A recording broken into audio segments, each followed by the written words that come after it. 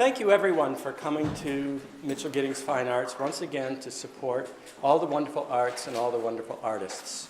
This is a special afternoon, for this is our recognition of co-founder Petria Mitchell's beautiful imaginary landscape paintings and her opportunity to tell her story about her artwork.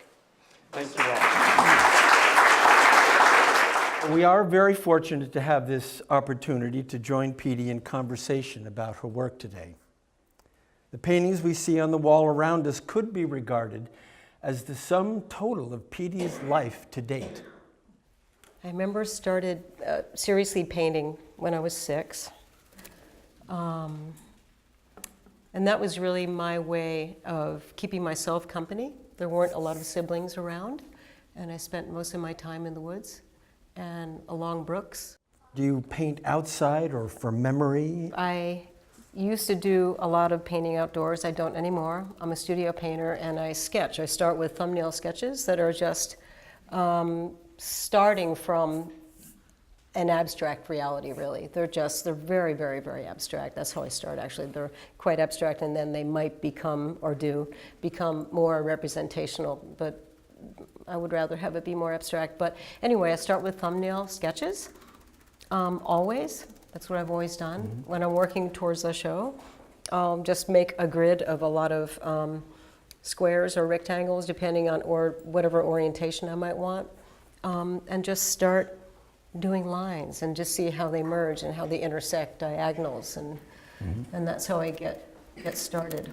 With regard to your oils, do you mix them on a palette or directly on the canvas or paper, or both, or neither? Both, and I work with a pretty limited tube palette. I mix most of my own colors, which can show there's a lot of variation in the surface of many of my paintings. And many in this show are started with a warm underpainting that is sometimes workable, sometimes not. I like it to be workable. I work with a medium that's 3 parts Damar varnish, linseed oil, and terps, and I want to keep it workable, and that's why they're always wet, because I like edges. So I'll start with something that might be still workable with a very hot color or a very cool color, and then jump in right there with the basic outlines of what I'm working with, and then do the darkest first and then jump in. How did you come to landscape as your primary subject of investigation? What other subject matter have you painted, or do you paint in addition to landscape? I'm being within landscape every single day, several times a day, living around a lot of trees and a lot of water. I feel the most connected to myself spiritually when I'm working with something that has reference to landscape. So that's really where I started when I was really young. And the shapes. They're limitless. I mean, there's so many shapes to work with, so much color to work with, that going in and out of focus of whether that is actually representational of something that's landscape or not is really fun to mess with. The style of landscape that we're seeing now, has that been, each work is different, but has that generally been the way in which you've been working? I think the compositions and either a really low horizon line or a very high horizon line, and a lot of rivers and things. That's been a real constant. I did an analysis of over the last 30 years of looking at how many times I just love to just stick with what I'm doing. But the paint has become much looser, and that's something I'm really enjoying. And now I'd like to just ask you a little bit about water imagery. It seems relaxed, meandering. It's not turbulent, say in contrast to the fiery skies or wind-whipped trees. That's a really neat thing to ask, because it is very calm water, and it is reflecting.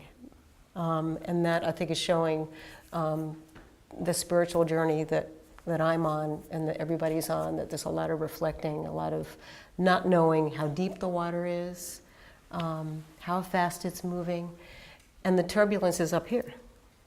And that's learning to work with that turbulence is really interesting. So the upper, the clouds. I don't think I've ever done a blue sky in my life. I don't think I have. This is the beginning of the series of these pieces, the larger pieces on the wall down there. This one was a thumbnail that stayed very true to the thumbnail. So I'll start with an underpainting that is pretty much this color. It's more of the peachy, and then the transparent orange would add. So it wasn't a lot of additive color to this. But I love the lavender, working with warm and cool. It's just so much fun. This, of course, had one layer of pretty much the warm color, and then adding the lavender after that, and then cutting through with my finger. It's mostly my finger that is, it's always my finger that's doing this, that's doing the accents at the end. That is what I usually do when I'm feeling really done. This one came very quickly, and I was very happy when I did this painting because I was worried about the shapes and the horizon line. Did I want to do anything that represented something that was a harder edge of a, let's say a hill or just a line here? And I said, no, just kind of merge them. So this ended up being the real focal point, was this. This one is interesting because of the nature of really not knowing where you are. And I really wanted to keep it that way. Some people would say, oh, is this a waterfall? No, it's just a shape that ended up being water and makes no, from a physics point of view, makes no sense with where it's coming from and where it's going. And I really like that. And whether this is dirt, whether this is field, yes, these are trees. Yes, you can tell this is some kind of a background. You're not quite sure. It says hill. But I think what I like most is its simplicity and really not knowing where you are, being grounded. There's a lot more layers of paint on this one. More layers? Oh yeah, I really, really struggled with this painting. I was in a weird space. I just couldn't get the shapes to work. I was working with it a lot longer. And so I think that, to me, it shows too, and it shows struggle, and maybe that can affect people. I love wispy edges on trees. I thought that was really successful. This is, I think, successful. I think this is successful too. But that was more spontaneous. The color palette in the really bright pieces, there's a lot of energy. There's a lot of energy, and there's a lot of, to me, there's a lot of resolved energy in them. In other words, they know where they're going. And there's not as much question. It's just, okay, let's just work on this now, and let's just keep on doing it. I like this. I mean, this is me talking to myself. I love the colors working against each other in the orange. I love this also. This is, I've done probably more in this kind of a palette sense than the really bright ones, I think. Maybe it's just that I'm just remembering them because they have so much emotional material connected to them. These weren't necessarily going to be ending up being as dark as they were, but they did. They ended up being that dark. And so there's just a lot of struggle between, a lot of paint came off. I don't usually do that very much, but I said, I really, really want this composition to work, so I struggled with it, took all the paint off, and then jumped back into it, probably 3 times.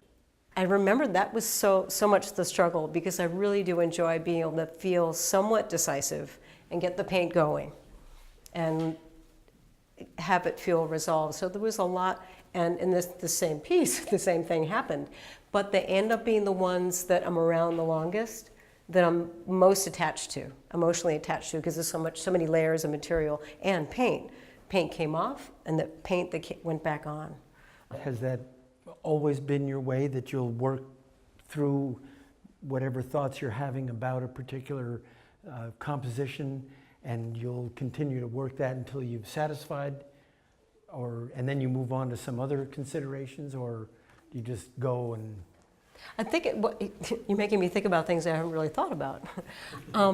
But I think I continue to do this particular kind of composition because it relates to what it is for me to be human, with traveling, and whether there's a brightness around it, whether there's a...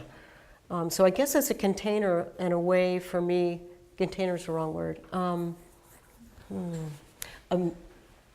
what's the word? A vehicle for me to be able to work through my life. So whether it's landscape or not, whether I were purely an abstract painter, I would probably still do these diagonals. But it's the I don't know if I answered that question, but I'm liking the way it's making me start to think about, boy, these artist talks are great, because you really get to talk about and see in front of a whole mess of people what it is that you're thinking, getting inside your brain. It's an emotional experience. There are no words going through me at all when I'm painting. Not at the time.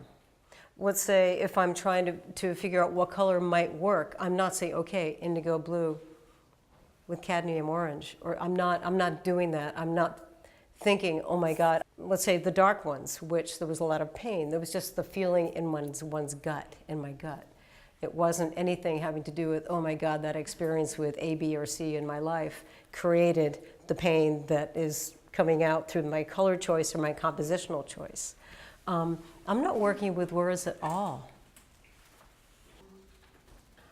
Thank you all. Thank you guys. Yeah.